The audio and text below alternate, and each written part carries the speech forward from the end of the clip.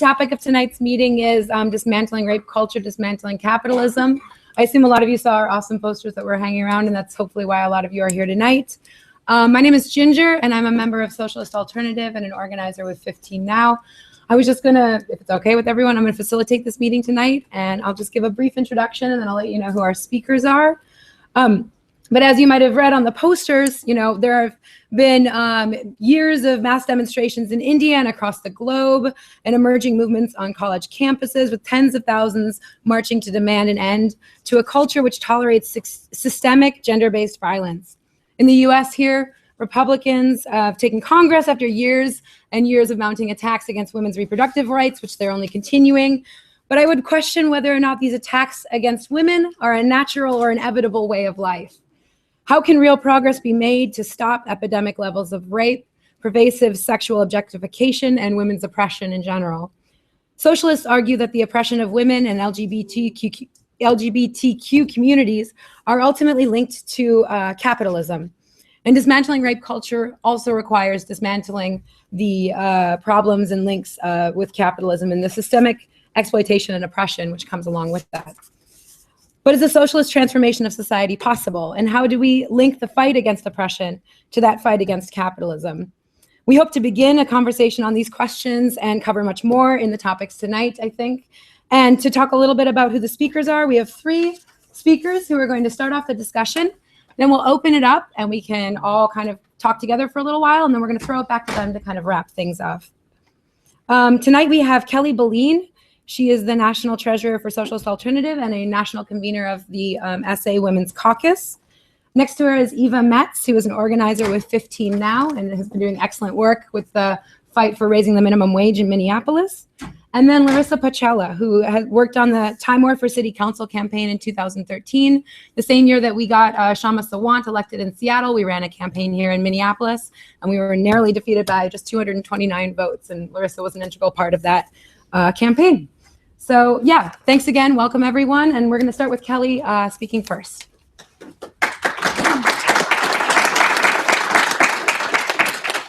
Thanks everybody. Across the world today, there's never been wider support for the idea that women should have equal rights, should have equal pay, access to reproductive health care, and to be able to live free from sexual violence. But despite popular support for women's rights increasing dramatically in the recent decades, the real conditions for most working class women have not improved at the same rate, and in many parts of the world, things are going backwards. Here in the US, right-wing attacks have steadily eroded abortion access. Income inequality disproportionately keeps women in poverty, and violence against women remains at pandemic levels. We're here in part to discuss dismantling rape culture because it's International Women's Day on Sunday.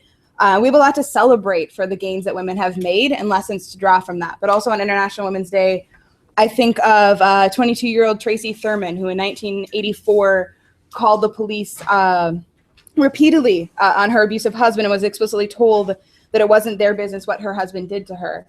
They didn't show up until after he stabbed her 13 times, and then she lived, but the police went out to their car and left her alone with her husband, and he broke her neck. Earlier this year, Marissa Alexander, a domestic violence survivor and mother of 3, was released from prison in Jacksonville after serving 3 years for firing a warning shot at her abusive husband. And while that warning shot might have saved her from a leading cause of death for Black women, intimate partner homicide, in her hearings, she faced 20 years in prison. She'll serve another 2 years under house arrest. I start with this because rape culture is driven by the deeply ingrained idea that women are possessions of men, exist for men, and should depend on and submit to men. And despite it being largely seen as socially unacceptable to be blatantly sexist in ways that were socially acceptable decades ago, rape culture is a central feature of an entire system that oppresses women. Rape culture hinged on the oppressive forces in modern society, such as sexism and homophobia, is a tool of capitalism. Tonight we'll lay out a socialist approach and policies to some of the main issues impacting women today in the US, and a vision for a different kind of world, a socialist world, where women are economically, politically, and socially empowered to ensure their rights and equality are protected. A vast majority of women, 70% worldwide, will experience physical or sexual abuse by an intimate partner in their lifetimes. And in the US, more than 1 million women are sexually assaulted every year. This week in India, a 16-year-old girl hung herself after the men who gang raped her walked away free. This comes as a documentary on the 2012 Delhi gang rape and murder of a woman has been banned in the country. It interviews men who have admitted to sexually assaulting women and who claim it's their own fault for being raped. This belief is confirmed with the largest ever global poll on sexual assault, which found that the most common reason men who, in whatever terms they express it, have raped women is that they believe it was their right and that they were owed that. In India, a woman is sexually assaulted every 20 minutes, and like the rest of the world, a distinct minority of rapists will ever receive punishment or treatment. In the US, that minority is 2%. The economic oppression of women underlies this systemic violence and subordination. In recent years, the term rape culture has been developed to used to describe the violent sexism that women face in many areas of life.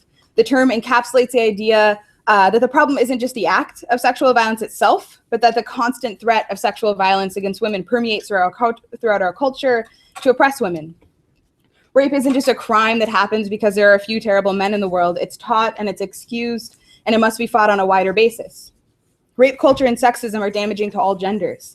The lived experiences of people are flooded with often unattainable beauty standards that mark women's worth, dictating what it means to be a woman and how women are meant to be treated. The ongoing objectification of women fuels rape culture and is a central feature of capitalism. Sexism is profitable to the corporations that impose violent beauty standards on women to sell products. The consequences, though, of objectification of women go so much further than just consumerism. The objectification and economic inequality of women under capitalism drives the disturbingly high rate of sexual assault and the staggeringly low rate of conviction for sexual assault. It ferments a world where daily sexual harassment is the norm for many women, where rape is normalized as an accepted reality, where there will be Tracy Thurmans and Marissa Alexanders in the future, not just because they were abused by one man, but they are abused by the entire system. Given this, it's incorrect to blame men at large, and it's unrealistic to focus on educating men as the key method of eliminating rape culture. It's a part of what's necessary.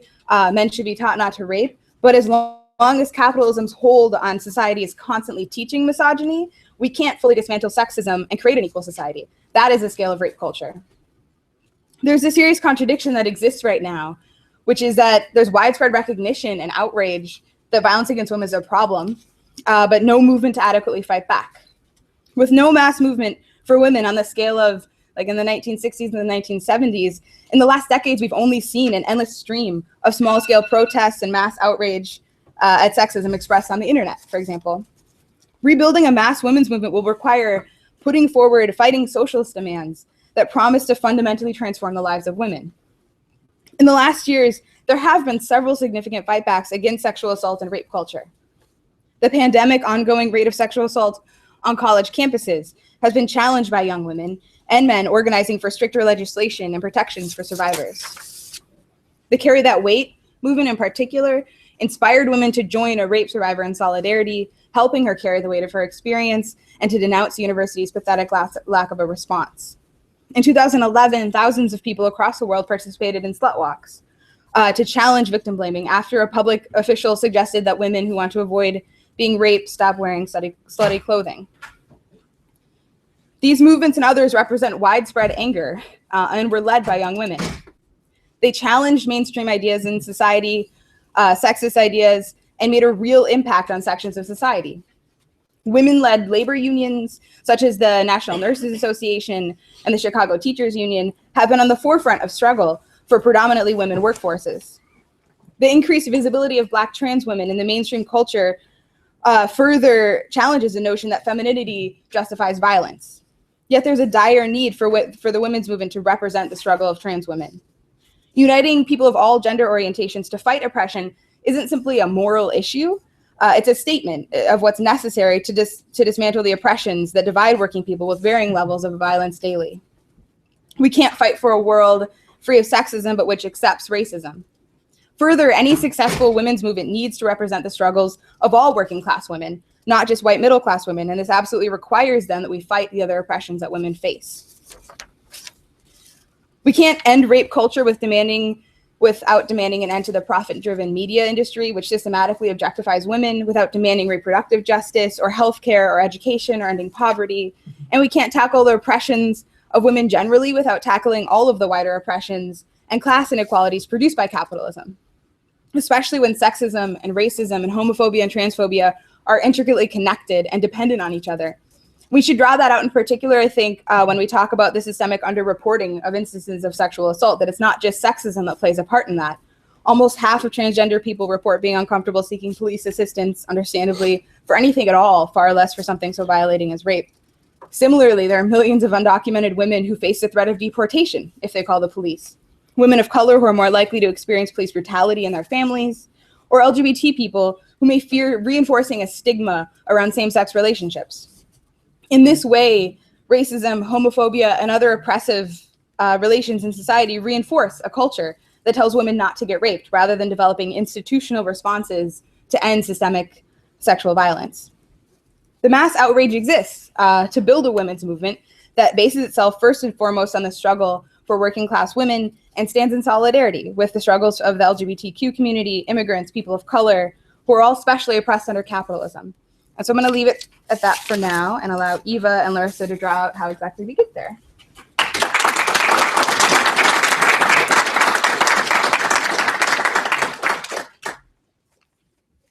Okay. Thank you, Kelly. So Marx and Engels identify the origin of women's oppression from the emergence of a class society which commodified women into instruments of production. And I'm not going to go into a lot of depth about this theory, but I'm going to talk about the scale of economic oppression of women under capitalism and how this economic oppression enforces and interacts with sexual violence against women. So the sexual division of private, one way that women's labor is exploited under capitalism. Women still perform a majority of unpaid labor within the household, even if they work the same amount outside of the household as men. Women are also subjugated to some of the most horrific and exploitative labor practices. For instance, in garment factories, which are predominantly women workers, women are locked in buildings, prevented from using the bathroom for breaks, and still paid poverty wages that are extremely difficult to survive on. The conditions of these factories are also extremely unsafe. And in 2013, 1,129 women died in the collapse of the Savar building in Bangladesh. And this accident could have been prevented if the factory hadn't been so focused on maximizing the exploitation of the labor. The exploitation of women workers also occurs in maquiladoras, which are manufacturing operations in the free trade zones of Mexico near the US border. The majority of these employees are young women who have left rural areas trying to come to the US for economic opportunities because they live in extreme poverty, but they're prevented from crossing into the border and are forced to seek these low-wage jobs. And they still can only make enough because of the minimum wage and how low it is to buy a quarter of the basic necessities essential for a typical worker's families.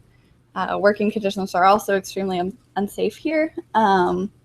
People suffer chemical burns and loss of fingers and hands and receive no compensation and are always blamed for the accidents.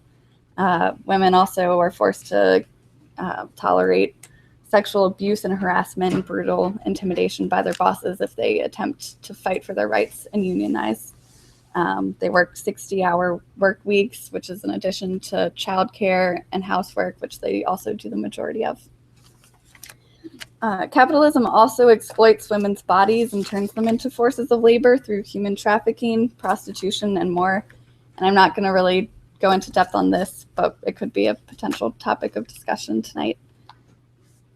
Women experience different layers of oppression in a racist, sexist, homophobic class society. In the United States, women earn 77% of what white men earn, but African American women only earn 64%, and Latino women only earn 56%. And about 7% of the wage gap can be attributed only to gender and no other factors except for sexist gender constructs. Women are penalized for what's seen as aggressive behavior when men are rewarded for the same behavior. And men with children receive a 6% pay raise, whereas women's pay decreases by 4% with each child. yeah, she's very helpful, obviously, to raising children. The economic oppression of women reinforces sexual violence, and women are forced to deal with terrible sexual violence because of desperation and because they feel like they have no other option. The number one reason that women stay with abusive partners is due to economic dependence. And 80% of Central American women and girls who are crossing through Mexico to the United States seeking economic opportunity are raped.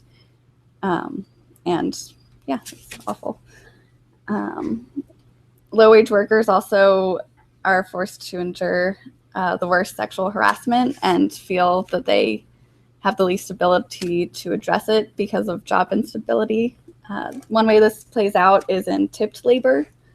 Low-wage workers or tipped workers are allowed to be paid only $2.13 in the federal legislation. And because of this, they receive higher rates of sexual harassment than untipped workers.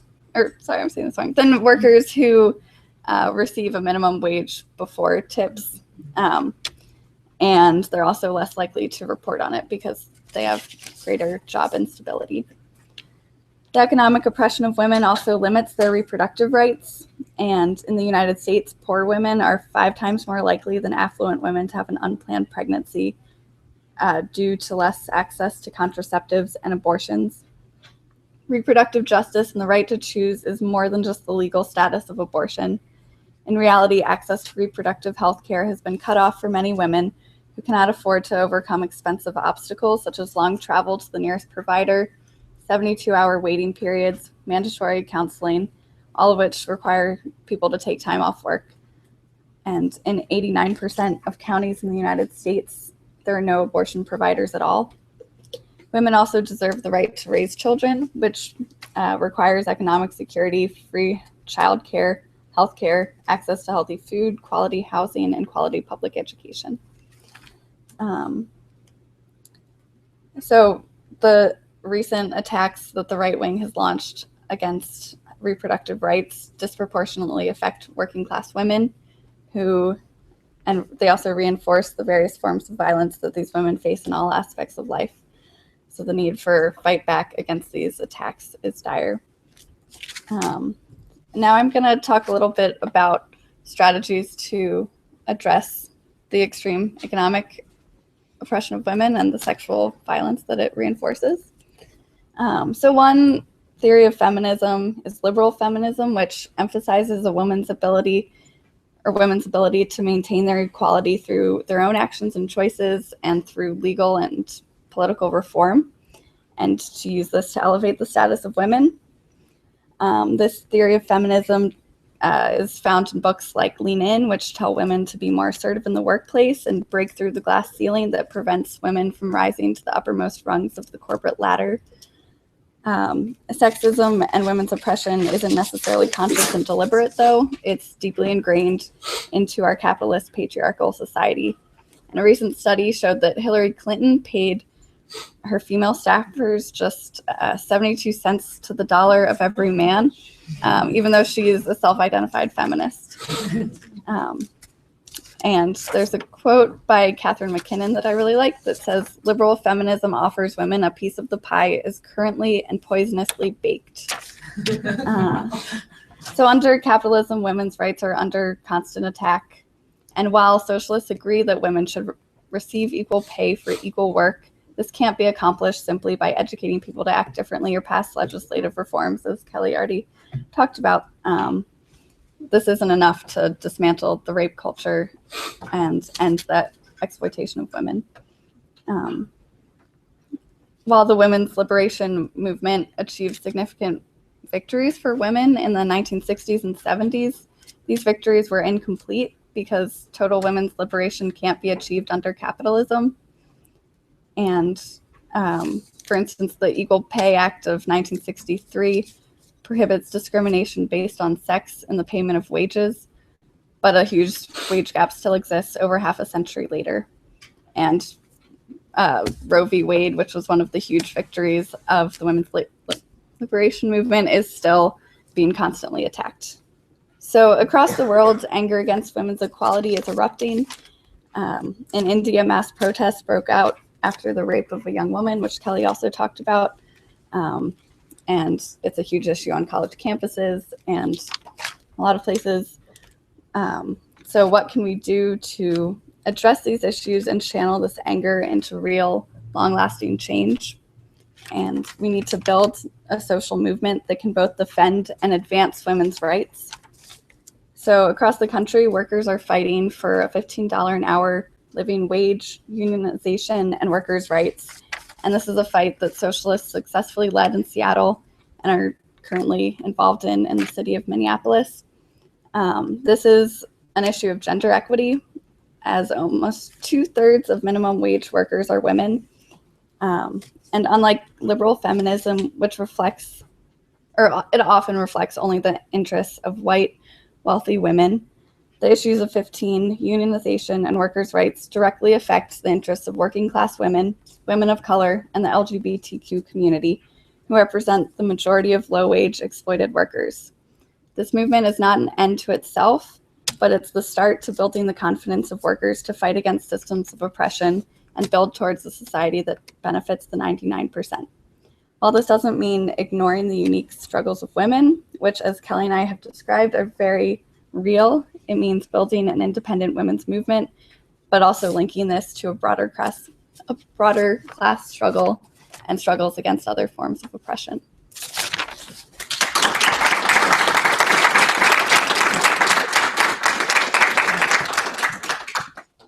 Okay.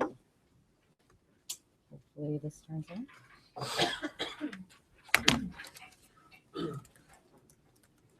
Sorry, I gotta throw my password. All right, so as Kelly mentioned, this Sunday, March 8th, is International Women's Day. Throughout countries around the world, this day is a day to commemorate the struggle of women's movements, to celebrate women and women's rights. In the United States, International Women's Day doesn't have as much of a prominent presence. It's actually brushed aside for Mother's Day, which is a day that celebrates the hardship of motherhood, which should be recognized, but it also ignores the many other avenues and roles that women can play. Despite this, International Women's Day actually finds its origins in New York, where socialist activists called for a day in recognition and remembrance of the 1908 strike of the International Ladies Garment Workers Union. Clearly, the struggle for women's liberation has been long, and it continues to this day. Kelly outlined how sexism and violence against women still permeates in society, and how capitalism ferments, sexual harassment and rape culture. She described new layers of radicalized young women who are ready to fight, even in a vacuum of a large-scale women's rights movement right now. Eva also spoke of the conditions and economic hardships that women face both here and internationally, from low-wage workers in the service industry to factory garment workers in Southeast Asia. I just lost my spot, sorry. But what I want to talk about tonight, actually, is not only the case for dismantling capitalism, but also the case for socialism as well, and what that means for the women's movement today. So sexism, as has been brought up from the previous contributions, is deeply connected to other forms of oppression. Racism, attacks on the LGBTQ community, such as homophobia and transphobia, stem from these artificial divisions in society that are, and these divisions often pit working people against each other, atomizing individuals, and weakening a sense of solidarity and the oppression that all working people face under capitalism. And so sexism cannot really be untangled, dismantled, and sort of suitably reformed away on its own, right? Women who are exploited economically face pressures and discriminations in the workplace, while at the same time, they're still expected to play the primary role in childcare or other social expectations. All poor and working women, women of color, and trans women face sexism, and also connecting oppressions to that as well. As women disproportionately face rates of poverty and low-wage work, women also bear a large brunt of other factors that primarily affect working class people, stemming from environmental devastation to violence. Women of color, sexism and racism.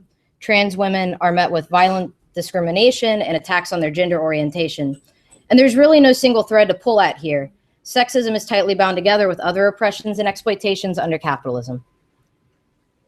And so Kelly and Eva laid out in a myriad of ways, that capitalism perpetuates women's oppression, right? And therefore, sort of capitalism as a system itself is incapable of bringing about the liberation of women in that framework. A system based on inequality, exploitation, and oppression cannot play this role. And while we should fight for tangible victories in the here and now, we should always be challenging the entire capitalist system ahead. And sexism, like other forms of oppression, is not this sort of unfortunate byproduct of human nature or just natural order. As Eva got into in the beginning of her contribution, it's rooted in real material origins. It stems from a long history of class society and its economic underpinnings. Economic conditions, in many regards, are the bedrock of how a society operates. And the inequalities between men and women and violence against women stems all the way back to early class society, centered on the idea that women are essentially the possessions of men. As Kelly mentioned in her contribution, these ideas were derived from a woman's role in reproduction and reproduction's importance on property inheritance. Over time, this further developed into the idea that women exist to gratify men's needs, etc., that they should submit to men. And historically, we've actually seen that nothing is more effective in fighting sexist ideas than time periods where women are able to play a full role in society and in production. The economic system of capitalism has not existed since the beginning of all class society, of course, but it is the current expression of it. And ending women's oppression is closely linked to ending class society, towards a society that is run in the interest of all working people. But what kind of system is that, and why advocate for socialism, right? Under capitalism, decisions are made on the maximization of profits, which is concentrated into a small number of hands. Usually this is shareholders or, the owners of finance capital. A struggle for a social society is also a struggle for a democratic society, where decisions are made on the maximization of human need instead, and where decisions are democratically planned on all levels, from in the workplace to in the community. Socialists fight a world where working people are not oppressed based on their race, gender orientation, sexuality, religion, or national origin. And this is the underlying framework based on democratic economic decisions that creates the conditions for a genuine and equal society. An economic system that does not require the exploitation and divisions of people allows this space to be opened. And I say all that because, these aren't just like abstract theoretical observations. They're also a guide to action. The deep roots of capitalism and the oppression that comes with it must be completely extracted from the ground. And to transform mass anger at sexism into a mass movement for full equality, a new generation of women's rights activists will need to mobilize around socialist policies and strategies. We will need a women's movement that represents working class women and stands in solidarity with the struggle of other oppressed groups.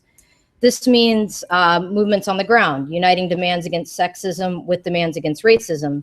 It means a fight for concrete improvements such as a living wage, decent housing, and reproductive rights. But these are struggles that develop our confidence and experience to take economic and political power from the hands of big business and CEOs and into the hands of working people. Lost my spot. And that is not to say that all different oppressions must be swept under the rug in this fight against capitalism until like after the revolution or something. It's actually the opposite. These are fights that are fought at the same time. And by linking together the struggles against different and intersecting oppressions, we unite a working class movement with a common interest while fighting against oppression as it is now. The women's movement of the 60s and 70s, as Eva mentioned, in particular during the height of the civil rights, did make historic gains, and these should be celebrated. But we've seen these hard-fought victories rolled back and relentlessly attacked. Young women radicalized today may feel as though they are now fighting for the same gains from generations ago. This is not some unfortunate, plot twist. This is actually, again, the lessons of a movement that is incomplete.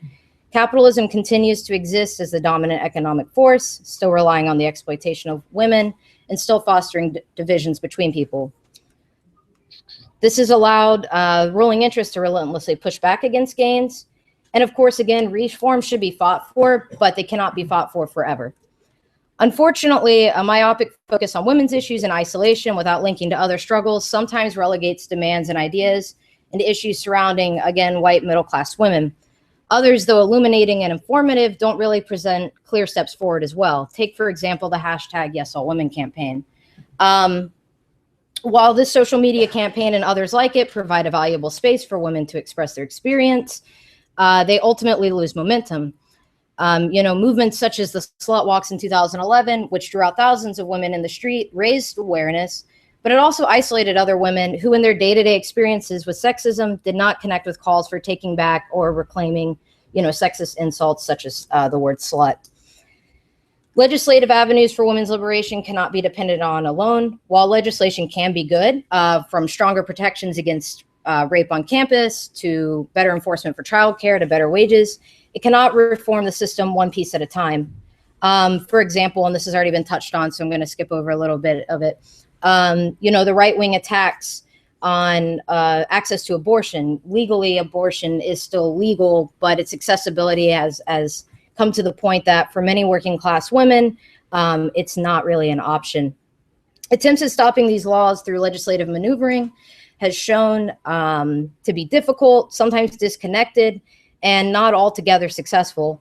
Additionally, liberal feminism emphasizes that placing women in high positions based on identity alone. Women CEOs do not give their low-wage working women a raise out of the kindness of their hearts or a sense of solidarity. Rather, it's pressure from below with movements across the nation, such as the Fight for 15, that actually gains that victory, a struggle in which working women are highly involved. And so to start wrapping up here, just as a note, a woman's movement cannot solely hinge on changing attitudes towards men either. Working men do face exploitation under capitalism as well. And while educating men on women's issues and promoting women to leadership roles are important steps towards uniting men and women in a common struggle, simply changing the attitudes of all men in a system that fosters those sexist ideas is really infeasible. These sexist ideas present a roadblock in joint struggle between men and women, but the most effective method of overcoming that roadblock is a united struggle itself. Armed with a socialist perspective, we can connect demands across different sections of society and overcome these divisions in a sort of transitional way through linked struggles that affect broad layers, such as, again, the Fight for 15. And we can also build powerful solidarity through struggles, the fight for immigrant rights, against police brutality, against the attacks on the trans community. And these struggles, in turn, can and must be tied together internationally for women throughout the world, because as there is no capitalism in one country, there's not really sexism in one country either. So I'm actually going to wrap up on that point, and I hope we have an excellent discussion. Thank you.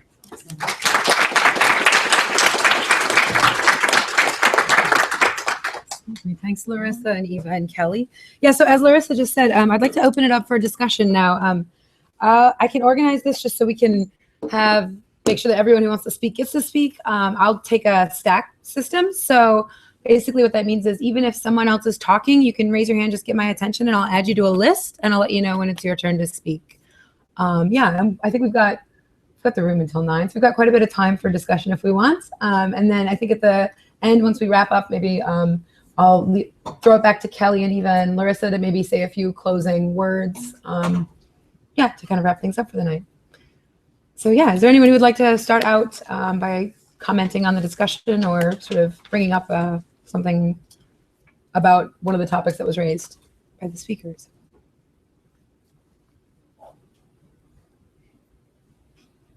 Okay, I've got Nejma. Do you want to go first, and then I can do it this way? Okay. Hi everyone. My name is Nejma, and I'm also from the Socialist Internet. I'm really happy that we are taught. Like, first of all, like the cover of the posters, how it has I'm guessing I don't know if she's Indian or Indian, but it's great because a lot of times, there it is. A lot of times, most people, when they think about feminism, they think about women going out and being completely naked, running through the streets saying, I want sexual liberation or whatever, which can be, that can be a part of feminism. But a lot of times when people say feminism is not fighting for anything, they forget about women who are being forced into marriages they don't want to be in. They forget about women who have acid thrown on them because they've to give anything to men. They forget about women and the pay gap, or women not being represented in politics or rightly represented in media and whatnot. So I was just happy that that this is the better lens that we're talking about. Like, it's intersectional. It's not just focused on completely Western white feminism.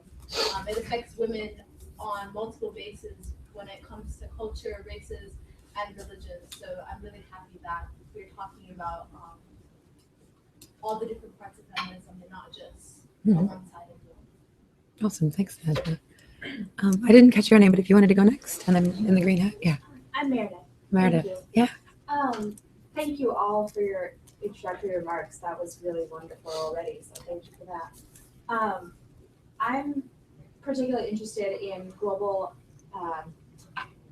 access to information and access to contraceptives so that people can genuinely make their own decisions about childbearing.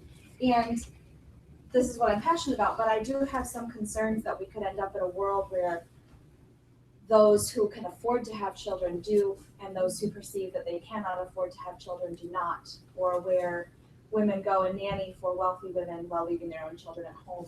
And I'd be curious how I and others can work for reproductive justice in a more holistic way.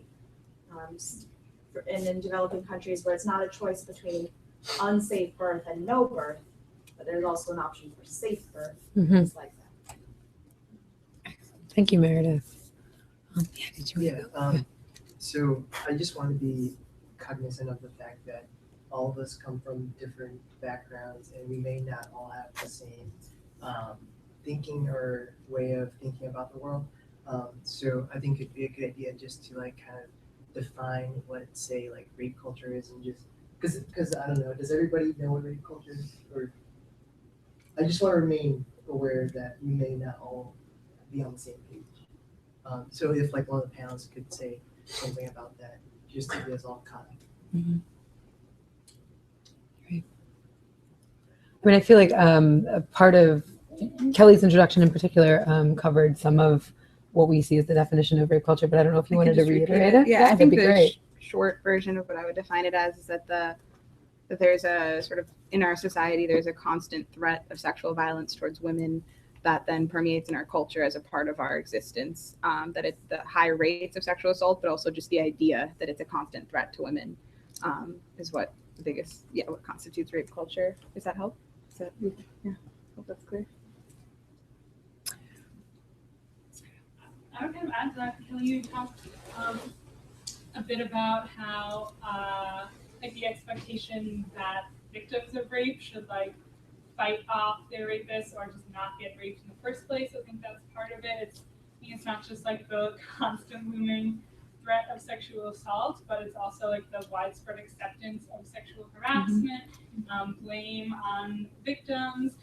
Even like, we saw, I think a couple years ago, and there was like several really horrible cases of high school girls being gang raped. Like every news source that covered it, they all said like these poor boys, like they had a future ahead of them. They were gonna like go to college on a football scholarship, and now like their image has been tarnished, right? And, like to me, that's like the perfect example of it. Like, and if you're a single newscaster, say like this poor girl who will be traumatized for the rest of her life, I heard a lot of like these boys now can't follow through on their football scholarships.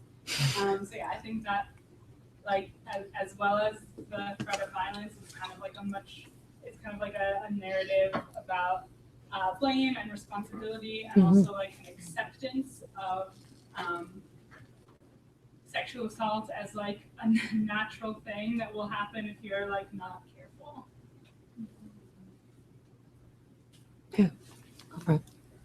I'm Katie. I'm also an activist with Socialist Alternative and a nurse and a U of M alum. I actually wanted to answer, talk about Meredith's question. I don't have a brilliant answer because I think it's a very difficult, question. Like for me, I think how you're able to have kids and have that be independent from your economic means is really I mean, it's really a question of living in a society where A, everybody has enough means to survive and provide for their children, and B, a society that has some sort of functioning state that has services like school available for free for all kids, preschool, even like childcare, which we don't even have in this country, free childcare available for toddlers. So I think those are key things that we need to fight for, and especially in the neo-colonial world, society just isn't developing. Like I think there's kind of an idea that's out there that eventually these African countries will all develop to the stage where the U.S. is now, and everybody will have like this good functioning capitalist society, and everybody will be able to survive. There'll still be a few poor people, but it won't be like it is now. And I think all the past decades have shown that that's not the case.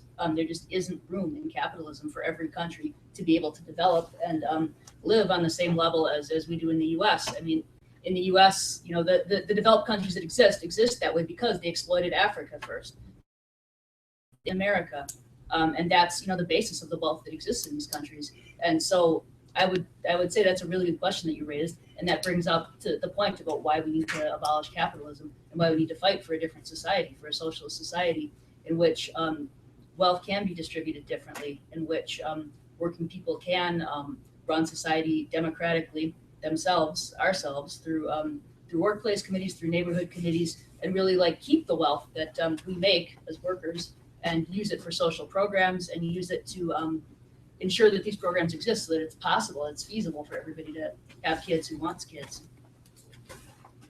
Did you want to go?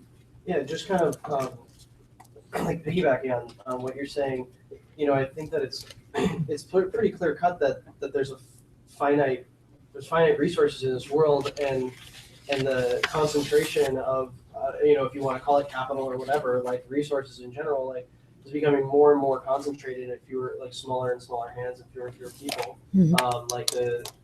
Like not just talking about the wage gap, but the gap between rich and the poor has only gotten bigger, not just in our country, but like worldwide. And the sort of like kowtowing that you hear from the media, I feel like is generally like, oh well, if these people just work harder, if these people just work together more, like, or technology will innovate with GM crops and this and that, like will help feed more people. And it's just like the while certain aspects of those things might hold some like aspect of truth, it's like, okay, yeah, corruption is gonna make it difficult for your society to function well, but like the even if the working to improve those things is increasing like on a long scale timeline, it's not anywhere close to like exponential growth of this gap between like constant hyper concentration of resources into the hands of the few. And I feel like, from my personal perspective at least, the reason why I've generally associated myself with more of a socialist mentality is because if we don't structure our society around a fair distribution of those resources, and it, again, like it's really become a global community, then I don't see how we can ever see a future for our species to be sustainable, one, but to ever find any kind of equality, from class to gender to race, whatever. So. Excellent, thank you. Ty? Oh yeah, I also kind of wanted to jump on Meredith's question. I'm Ty, activist socialist alternative to. I think it'd be a mistake, and sometimes socialists are accused of making this mistake of sort of reducing sexism to just economics or something like that. I don't think we should have that analysis at all.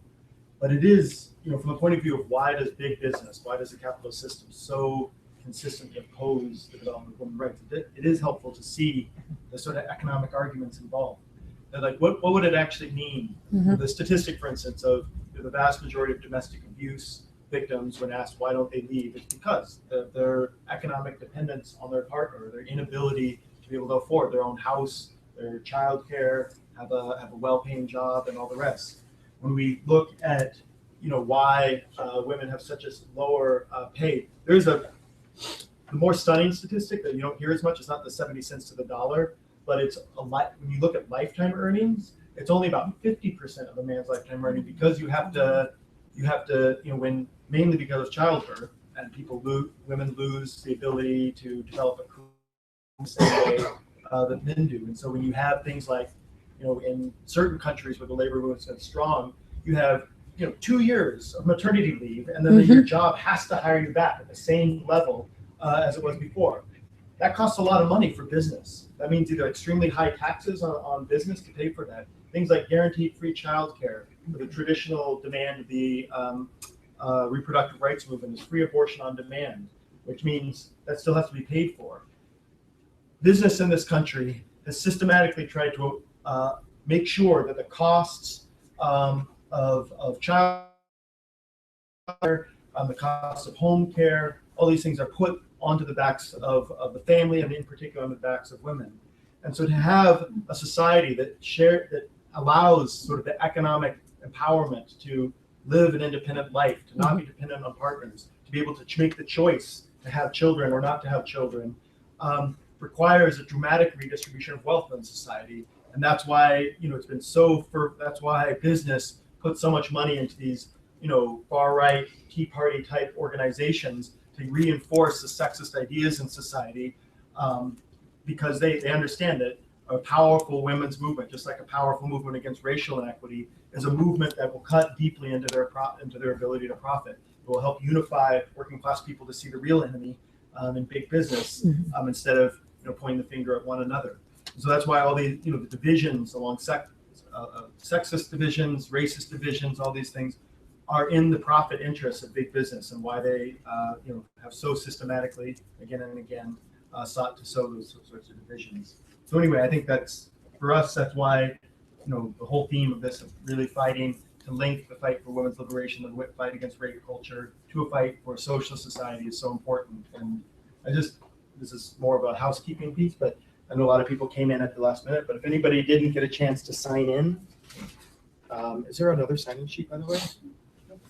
There's one right there.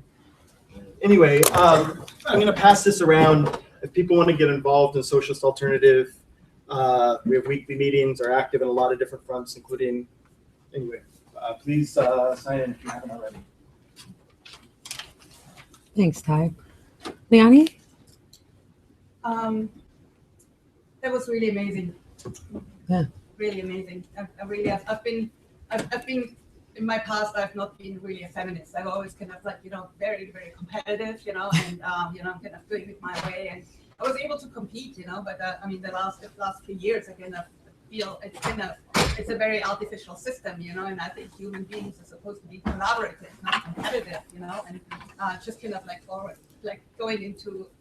So I'm kind of becoming more a feminist now, and I've been looking for ways how to become how to be a feminist. I really kind of like the analysis that it's an incomplete movement. The feminist movement, it's an incomplete, and that it's not possible to go any further within the capitalist system. So we kind of need to get away from this capitalist system. And I liked what I didn't know that in Marxist that he kind of recognized the private unpaid labor, which is kind of done by women and which is not economically rewarded in any ways.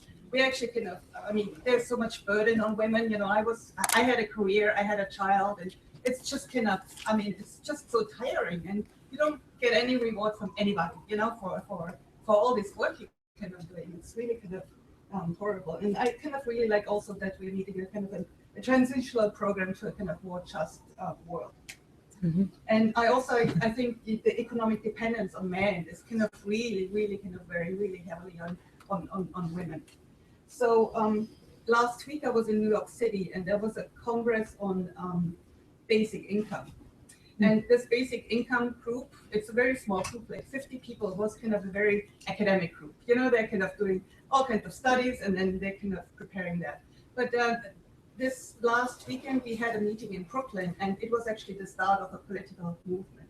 Mm. And in the Congress itself, it was kind of very obvious, the dynamics between male and female. The females were very much in kind of minority, and we really had to kind of struggle that the female voice is kind of being taken, seriously, because there's all this academic men kind of trying to have their ideas on how a basic income should be looking like and whatever. But it's kind of like at the end of the 3 days, we actually came to the conclusion that the fight for a basic guaranteed income should be a women's movement, you know. And I think it would be kind of if we can rally around for a demand for a basic guaranteed income for everybody, that would kind of achieve so much. Basic guaranteed income, that is actually kind of becoming really big movement in Europe. You know, there was a number of Germans there, and it's really a hotly debated topic there. In Switzerland, they actually got enough signatures, put it on the ballot, that everybody should get $3,500 per month, just, you know, to live, to have their basic needs fulfilled. And I think that is what the demands, what people should be kind of like demanding. We need to have our basic demands met.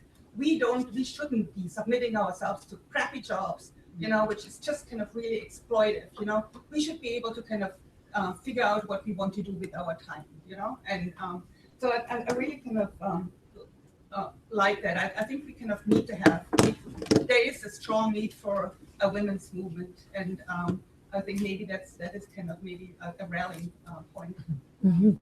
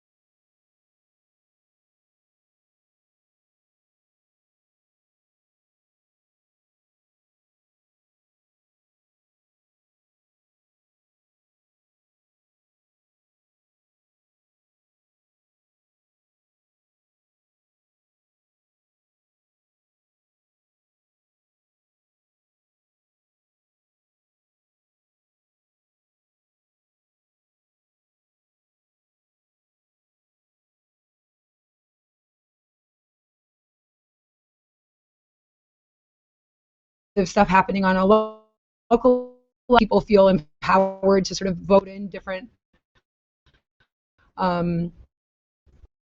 you know, when they want to, rights, or all these either full equality or people having more say in how their lives are run.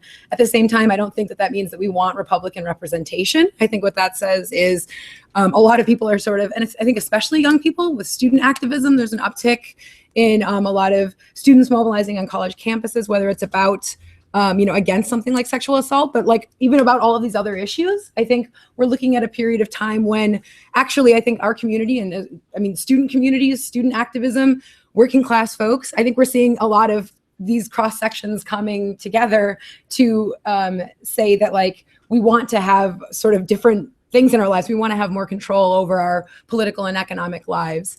And so I guess I would say that you know, as far as how we sort of activate and mobilize a lot of working class folks, I think we need to recognize also that like it's really difficult to go to and afford college education now too. And student loans and student debt is like the fastest growing debt bubble that exists now. You know, it's the same thing as what the housing market was, you know, in 2008 when it burst. You know, most of this investment is going into student loans and buying and selling student debt. Like that's a disgusting way for us to kind of continue a capitalist way of life or what have you. And I would say that like when we're trying to mobilize people into, you know, sort of fighting for political and economic justice, it's sort of where are the wins, you know? And I think right now we're looking at, I would say that like getting involved in any way you can as a political student activist, whatever, like getting organized is an extremely important part of this process. And I think the minimum wage struggles, the mobilization around fighting for racial and economic justice through a minimum wage struggle, through demanding a $15 minimum wage, like that's not going to solve all of these problems by any means. But in my mind, that's a mechanism for getting people activated, working alongside working class people and actually like pulling together what could be a more unified movement in the future that could challenge, you know, political power at different points. You know, we could run candidates out of these movements. We could challenge the sort of status quo that is, you know, Republican Party or Democrats at different points. You know, whoever is keeping the sort of, you know, bottle top, whatever you'd call it, whatever a good analogy would be, whoever's keeping the sort of lid on working class struggle, I would say that like this is the type of movement that we want to have and sort of see in the future to challenge politicians who don't think that it's a worthwhile thing to give us a $15 minimum wage and want to pit that against, you know, firing 1,300 workers at Target or whatever the big employer is in town. So I would say that my appeal would be for folks to get involved in 15 Now, to get involved in Socialist Alternative, but like, you know, get involved wherever you can and be politically engaged and empowered and sort of be a part of these dialogues. 15 Now in particular, we're getting very active. We've been doing campaigning at the airport for a $15 minimum wage. And we've been doing, we've recently launched a campaign in Minneapolis, but I would say even if you don't live in Minneapolis, if you live in St. Paul, but like still want to get involved, it's totally worthwhile. We're trying to develop as much of a sort of grassroots mobilization as we can with people in ward committees, getting engaged and sort of figuring out how best to campaign in their neighborhoods. And we have a meeting on Monday night at the MPIRG office, which is at 2722 University Avenue at 6:30 p.m. And if you want to get involved, I will pass around a sign-up sheet for that as well. It'd be great to have more people engaged in some of this activity and yeah, doing the organizing that I totally agree is very necessary to bringing about some kind of a change. Is anyone else? I didn't see anyone raise their hand. Yeah, go for it. This is like a more general question about socialist alternatives. Please, yeah. I'm Misha.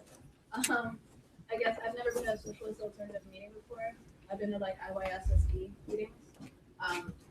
But anyway, so would you support like I guess like someone representing socialist alternative in like, you know, like the Seattle Congress member? City Council, yeah. Right. Right. Yeah. You would support that, but you don't see that as like still being part of that same system? That's a great question. Yeah. I saw you in the orange sweater. Did you have your hand up? I had a question relating to what he was bringing up too. That's great. Yeah, no, I think we've got that question on the table. You can totally contribute and put a question on the table too, and we can see if others want to try and come in and answer all the questions as well. So what was your name? John. Jonathan? Like the other thing that I wanted to point out is I think a lot of times when we see it, we're like, oh my gosh, what are we supposed to do? 'Cause Yeah. there's so much. Mhm. So I mean, there's a lot of shit that's kind of gone wrong. So you kind of look at it like that, and you're like, well, what could I do? Or if like you're talking about people that, they're working full time, have kids, it's really difficult for them to like go to these events. But I think too, it's like if you know anyone that you go into it and then spreading that to your friends, your family, or to people that you know, I think that helps kind of mobilize a little bit more information out there. So I think that's kind of the problem is people not knowing about what's actually going on and them feeling like they can't make an impact. But I think you kind of addressing it or sharing your ideas, I think kind of starts the conversation. I think that's kind of what it starts, is trying to get a conversation going first. Anyone else that I missed? Chris, okay. I was going to come in on a similar question too. I think a lot of folks get it in some way. Like I think a lot of people get, it's not fair that I'm homeless and there's empty houses, or it's not right that I'm broke and the CEO, I'm getting fired. The CEO of Target makes $16 million a year. I think people fundamentally understand that's not good, and that sucks, and I don't like experiencing that. I think the Yes All Women hashtag is actually a really amazing example of that type of thing, where there's this outpouring of, I go to the bar and this is what happens. I go on the bus, this is what happens. I, watch anything. You watch TV or open a magazine or whatever, this is what happens. I think that's really powerful. I think that, I know I used to do a lot of anti-foreclosure work, and everybody got kicked out of it. 51% in some areas of Minneapolis lost their homes to foreclosure in 2008, 2009. If all those people wouldn't have moved out, just sit in their homes, they could have stopped the foreclosure crisis in its tracks. But they didn't, because they didn't have confidence that would work. And I feel like that was the big thing. Everybody knew foreclosure is bad. They knew, I work hard, I should be able to pay for my house, and I can do it. And this isn't fair. But it was the holdup was confidence and ability to change that. And I think we've been, frankly, over the last 30, 40, 50 years, ordinary people have been getting their asses kicked in society across the board. Corporations have more power, you lose less and less, wages go down, unions get kicked out in Wisconsin. It's just odd, what do I do? And I think that's the holdup most of the time. I think it's not convincing folks that rape culture, I think people get it. Maybe they don't call it rape culture, but they know it exists. The key thing is we can challenge this. But then, I think, and that, to me, that's a core, I'm a socialist too. I'm a socialist alternative. And to me, that's a core belief of being a socialist. It's we can address this. And I liked what Larissa said about there's sexism and sexism's different from country to country. And that's an amazing idea, because then, what makes it different? If it's not just human nature to be like that, what makes the changes? And the changes, there's different societies are different, and there's different variables in each country that create different relationships between human beings, right? And to me, that's really key, because it's not like you walk around thinking about capitalism. You're not you don't experience capitalism, right? You experience capitalism when you're I got fired and my boss made $13 million, or I'm thirsty and I need to buy some water, or I am homeless and there's an empty house and I can't go into it. That is how most people experience capitalism.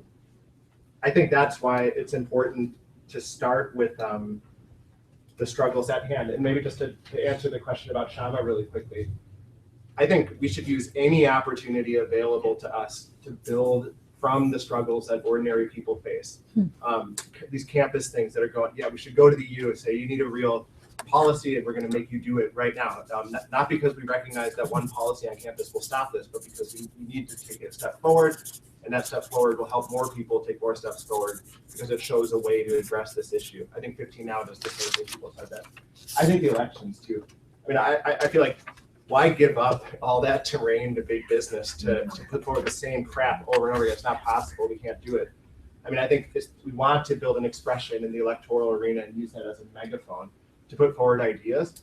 I think it's incredibly limited what you can do with that type of position. You have one city councilor in Seattle. What does that mean? But it's a megaphone. And I think whether or not we like elections, a lot of people pay attention to elections, and that's their one political act. We can use that space as a way to point the finger back into these social movements that have changed society, I think that's the way to go. I just think it's confidence. I don't think it's awareness. I think a lot of people are generally aware. I think it's the confidence to change things. I don't think it's an accident that the abolition movement and then the Seneca Falls Convention happened very close to each other. I think they're related. I think the 60s show that you get civil rights, you get women's rights, you get the beginnings of the Stonewall riots and things. I mean, I can't even name all the things that come out of that part of history, because there is a methodology and a confidence that we can change the world and we can do it. And to me, that's like a core belief of what it means to be a socialist. And to me, the only way people are able to actually achieve that is if they have economic power to actually transform the world. And that's why I think the only way to actually rebuild society is to have ordinary people need the power of the economy in their hands. Otherwise, it's very difficult. The way people have said already is better than the way I'm saying it. You can't do it without that. That's great. Yeah. What was your name? Ryan. Ryan. So Ryan, you wanted to come in again. I wanted to, before Ryan comes in for a second time, did anyone want to come in for a first question or comments or whatever in the discussion? Yeah, sure. And then I've got you on here, Ryan. Yeah. I'm not a socialist. I'm a capitalist. What's your name? I'm Keith. Keith? Okay. Yes, I am very much a capitalist, but I always enjoyed hearing what other people have to say. So that might be good. And I just want to say the mood seems kind of dark right now. People are talking about how crappy the world is, and I looked up some statistics before I came, and rape in the United States has been declining very rapidly for the past 20 years. And the lot of the ordinary citizen in the United States is far better than it was 20 years ago, 40 years ago. The poverty line today is basically equivalent to the median income in 1950. We've seen a huge explosion not only in the U.S. but in China, not Russia, but a lot of other forms of those countries in wealth. So I guess my question for all of you is, I don't really see the connection between the elimination of rape and socialism, because after China adopted a capitalist model of economic growth, their rape actually went down. And women were more empowered because they didn't have to work on the farm. They didn't have to have the children of their husband would have. They could go work in the factory and they made more money. So, I mean, is there, I guess that's my question. Like, where is that link? If statistically you can show that capitalism leads to females making more money, why would you refer to socialism? Thanks, Keith. What was your name? Alexander. Alexander, okay. Well, Sorry, I'm Alexander. fully endorse the Soviet Union for obvious reasons. There's an excellent book written on the Soviet Union called The Soviet Family that talks about how the family was organized in the Soviet Union, because it was very different. It talks about how women were not placed immediately in the home, that women were not viewed at, that women were asking out men as men asked out women, that under that economy, because people have this view that they're all contributing to this equal degree, that none of them really needed to be, these people, the home people, these are the people that go out and work. Everyone worked, and so people chose to stay at home. And that's kind of Don't we have that now? I mean, the rate of men staying at home is higher than it's ever been, and the rate of women working is higher than it's ever been. I appreciate that, but I want to give people the opportunity to have their contributions, and then if you wanted to come in again, then you could raise your hand and we'll let you come in again. But did you finish what you were saying, Alexander? Yeah. Okay, sorry about that. Okay, so I got you for a second round. Ryan, did you want to come in for a second round, in the Meredith? Oh, all right. Okay, cool. Did you want to come in? Sure. So first of all, I'd be curious your source of your statistics on rape going down. I've researched that a fair amount, and it's a really hard thing to measure because people don't always view the criminal definition of rape as what happened to them. It's just a tricky measure. So I'd be curious to learn more about that. And with regard to China,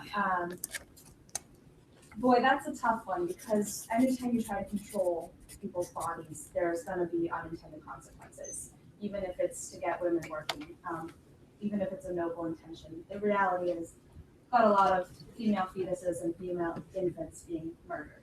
Right, but that was so I would recommend if you have time to watch a 1-hour documentary, there's a really great film, free streaming on Netflix called It's a Girl, and I would highly recommend it. It's on female infanticide and feticide in India and China and how that relates to the dowry and basically rape culture. Thanks, Meredith. So I had you in the red sweater, and then if others want to come in, I would say if you want to raise your hands in the next couple of minutes, then I'll get you on stack. Okay, so red sweater. What was your name? My name is Bronte. Bronte, thanks. In regards to your comments about rape, rape is one of the most, in fact, is the most unreported crime in the U.S. Only about 10% of actual rapes get reported, and a very, very small amount of those are actual false reports. And in regards to rape culture, if you look at what we're exposed to on the media, in consumer media, things that are, ads and media that tells us to buy these certain things, when gender is portrayed, it's portrayed in a very, very dichotomy way, in a very strong binary, and women are portrayed in these very unhealthy and unrealistic ways, and in a very systemic, in a very ingrained way. Men and women are classifying the women as these objects, as these, beautiful, unrealistic things that can't be attained, and that leads to a lot of very, not necessarily, political, but very ingrained, very personal, psychological views of what a woman is supposed to be, and that just leads to violence in many, many different ways, and definitely stimulates and sustains rape culture as well. Thank you very much. I've got Sarah, and then Joe wanted to come in, Ty and Nejma, and Ryan, if anyone else wanted to. So no, but that's totally fine. Everyone can, this is second round contributions. If anyone else wants to come in for a first time, please raise your hand and I'll put you at the top of the stack. So Sarah, for second round. So I'm Sarah. I am a socialist. I don't think I can speak for every socialist in the room, but I can speak for myself, and I think I'm pretty solid on the socialist alternative platform as well. As far as looking at China or like Russia under Stalin, we're not advocating for fascism, we're advocating for socialism, and socialism that is like democratic. So I think, to make that comparison just isn't really fair, because when we're talking about using socialism to fight rape culture, we're not talking about fascism. Like we're not talking about widespread infanticide, right? So that's just like to the side in my view. And I think also the idea that like women working more means that women are like more empowered or like have it great now and we don't need a women's movement is sort of short-sighted to me. I think that working more is not necessarily good and isn't really what we're aiming for. Right. Right, for example, if we're gonna go like back in history, like even in like feudal times, like women worked on the farm, they didn't whatever, like go out with the dudes, but then they all had food to like everything they need, right? Like if you have everything you need to support yourself and your family, that allows for a certain kind of freedom that constantly working for wages so low you can't even support yourself, let alone a family, doesn't give you anyway. So I think looking at like the number of hours women work now in the US compared to in the past isn't necessarily a good indicator of their like relative in like power or emancipation. And I think we need to like actually strive for a society where like a woman doesn't have to work several jobs and then come home and do all the housework and take care of the kids anyway. Right? It should be a society where like you can get what you need and have time to spend with your family or spend with yourself if you don't have a family, or with your friends, and not just be like constantly working and seeing that as progress. And I agree, other people have already spoken about like reporting statistics.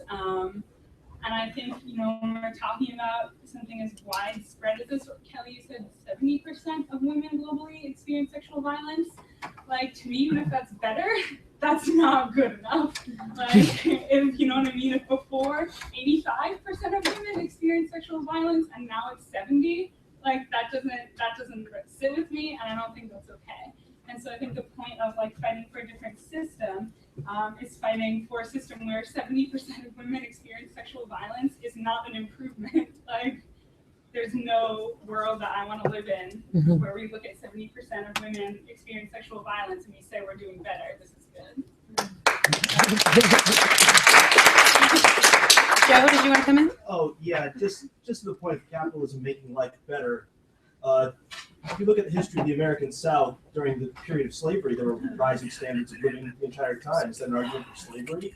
And also pointing to the introduction of market reforms in China is increasing the standard of living. That requires the application of a fairly perverse definition of markets. So markets include driving people into cities artificially, conscripting them into labor that's ungodly, so bad that in certain instances there are suicide nets hung from the windows of the factory where they're forced to work. It's making people live in cities where the air is so toxic they can't go outside. Children have to go out for recess in covered domes. So, you know, if you want to call that a better standard of life, go ahead. I'm not going to come along with you on that, though. Yeah. So I had Sundar raise his hand for a first round. Is it okay if we're kind of running out of time? If the second round contributions, if people were okay with cutting those, and we could go to Kelly and Eva and Larissa kind of closing up the discussion after we hear from Sundar for a first round. Is that all right with folks? Yeah. Really? Okay. Yeah, you're nodding. Okay. Cool. Sundar, go for it. Sure. Yeah, I just wanted to address sort of some of the things that were brought up. So the idea that there is a statistical correlation between capitalism and a decline in rape culture, I think, is misrepresentative of capitalism, rape culture, and hence statistics. Basically, behind so the economic taproot of women's oppression, if you want to isolate it, boils down to two principles. In addition to sort of the material subjugation, one is it's exploitative, which is that it relies systemically on an exploitation of labor that continually produces surplus value and is disproportionately placed on the backs of women in capitalist societies, and that is statistically demonstrable. Additionally, it denigrates the role of women in society, and so there's what an exploitative element to it, and also it's degrading. And the way in which it degrades women is that there is a perverse economic incentive to treat women as commodities, and that is degrading to women. And because it's an incentive in capitalism to do that, that's what we see as a result of that is a consumer culture that objectifies women, and that is deeply and heavily implicated in rape culture that was being described. Thanks, Sundar. Katie, did you want to make a quick announcement? Yeah, I just wanted to announce the meeting that I wrote on the board. Socialist Alternatives' next meeting will be this Sunday at 6 p.m., where we'll have another panel discussion on the right to work legislation that's being passed in Wisconsin currently, and the union movement's fight against it, and how to rebuild a union movement that actually fights and wins against things like right to win. So we'll have 3 speakers. Kip Hedges, who's a activist, Delta worker who was recently fired for being active in the struggle to unionize workers at Delta, and also the struggle to raise the minimum wage at the airport to $15 an hour, as well as shop stewards from ATU, bus driver union, and myself as a shop steward from the Minnesota Nurses Association. So it should be an awesome discussion. Slightly different topic, but it's really good. Thanks, Katie. Yeah, and if you wanted a reminder, we have these little slips that sort of highlight the meeting that Katie's talking about. And then on Tuesday at 7 p.m., we'll be talking about what strategy for the immigrants' rights movement, Obama, the GOP, and Homeland Security. So grab those if you want to before you leave. Thanks, everyone, for a really excellent discussion. We're just going to toss it over to Kelly and Eva and Larissa to kind of close us out with just a few couple of some closing thoughts, I guess. Thanks. Awesome. Yeah, I think this was a really great discussion. I think, yeah, I have lots of confusing notes now to sift through, but I think it is just, I think debate can be healthy. I think the reality is women are subject to pandemic levels of sexual assault, a culture that teaches them not to report them, that it's somehow normalized, disproportionate level of poverty, and we would say that's linked to capitalism. I think the nice man who was arguing with us and smirking left. So thanks everybody for your contributions on that. I think a couple of really good questions came up. I think she Oh, left. dang. Yeah. Okay. So the question on Shamasawan Seattle, I think, is a really good question. Why, like as socialists were saying, we oppose this entire system. Then we run a candidate in that system and we win. And isn't that really contradictory in some way? I would say that first, yeah, we absolutely don't believe that elected officials are like that's the way to overthrow capitalism in some like in just some direct way, like electing a city council member in Seattle overthrows capitalism. The point though is for us to have elected officials who can use their positions to reach working people and get them involved, wider layers of working people. And I think that came up a little bit about like, who can we talk to? Like we want to expand to reach people who, and it's just real. Some people, their one political activity every year or every 4 years is voting. That's when they look at their choices. That's when they look at how to get involved in something or even just how to vote. And we want to be able to use the widest net to reach people who that's their only thing.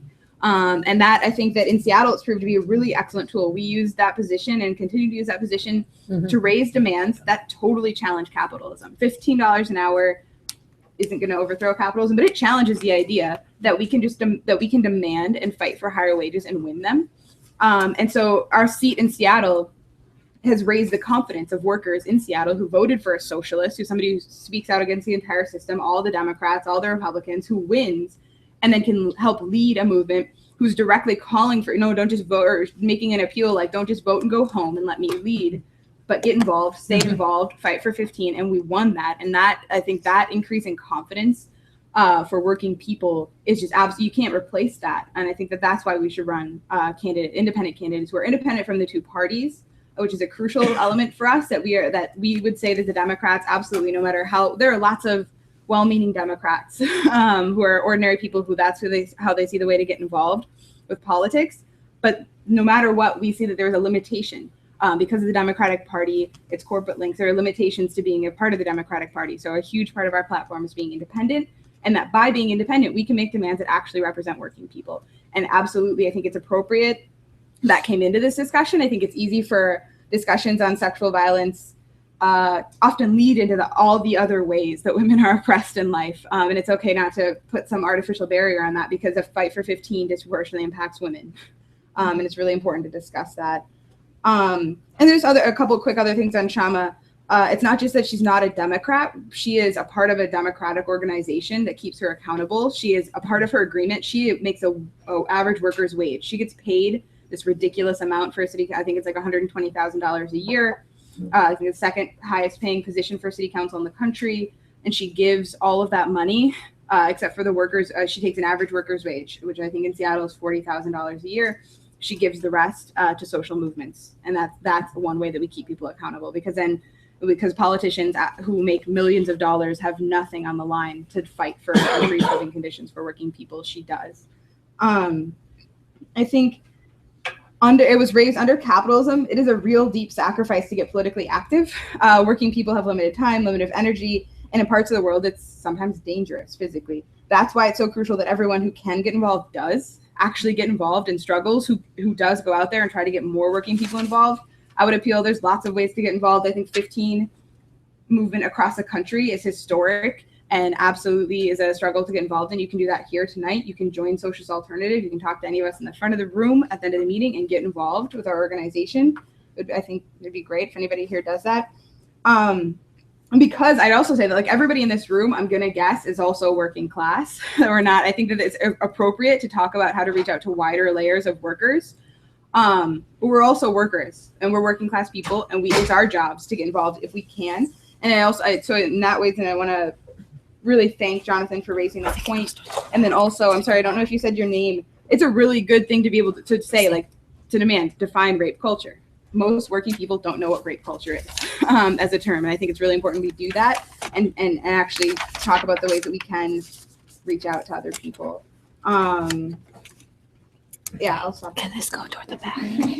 That was really good and thorough. And yeah, I'm really glad that the discussion covered such a wide range of topics. I'm also really glad that we talked about how reproductive justice is such a broad concept, and in addition to meaning that all women should have access to safe abortions and safe contraceptives. It also means that women should be able to raise children if they wish to do that. And one way that socialists would want to do that, and that would require public services that would, and high enough wages that people could afford to have children.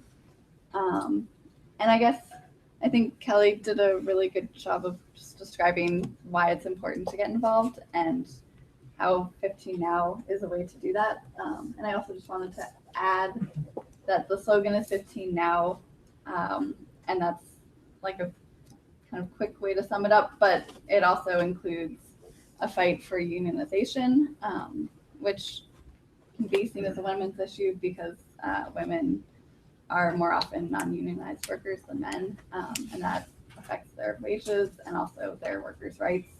It also includes a fight for things like paid sick and safe time, which disproportionately affect women who are more often part-time workers who don't get paid sick and safe time.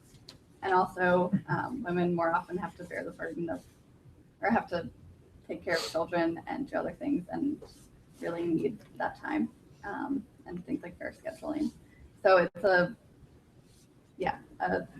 comprehensive start to addressing workers' rights, but again, not an end. And I also, there's a discussion of the basic guaranteed income, which I think would be amazing, and maybe isn't going to happen here right now, but like 15 Now and the union and workers' rights can be a start to that movement. Yeah, that's all. There's been a lot of excellent contributions so far in the conversations and in the sum up, so I'm not going to belabor too many points. I do like what was mentioned in the discussion too about when dealing with women's rights and women's oppression, recognizing the economic basis and the economic impact, but also looking at kind of what yes, women might get paid less, but like what's the social impact as well, and how does that affect people on a day-to-day basis. And there are mothers that will work multiple jobs a week to scrape by to get their kids thrift store clothes, like maybe every other year for back to school, because there's a ton of social pressure to like show up, and you're like, I don't know what kids jeans brand is popular now, but whatever, you get the point. And so like I used to like Mud Jean or whatever that was, if anyone remembers that. So like but at the same time, Walmart, because I'm a former employee at Walmart. Walmart will like have their employees go slash clothes before throwing it into the dumpster, so that people, don't go dumpster diving or dare to get free clothes from Walmart ultimately. And I mean, like, there are women in parts of the country that live within a mile from a water plant that like ships water bottles around the entire world, and they have no access to clean water. And like, not only is that like an economic hardship, but I mean, socially, it breeds a lot of grief and anguish that, it perpetuates things like cycles of poverty, as well as mental illness, things like that. And so I think it's a huge front, and sometimes it does seem overwhelming. So to wrap up, I think this kind of dovetails into getting involved as well, or like how we reach out to people. Speaking anecdotally, I wasn't born a Marxist. Not a lot of people are, especially in the US. No one really is, especially because I'm from the South, so that's like double nobody is. And yeah, I've never completed college. I didn't get radicalized around a meeting, although meetings are awesome and discussions are awesome. What politicized me, and I think what ends up politicizing a lot of people, is like, I was pissed off one week, my hours were cut, my rent was late, and there was a protest going on. I was like, screw it, I'm just gonna go. And that's like kind of sometimes how people plug in.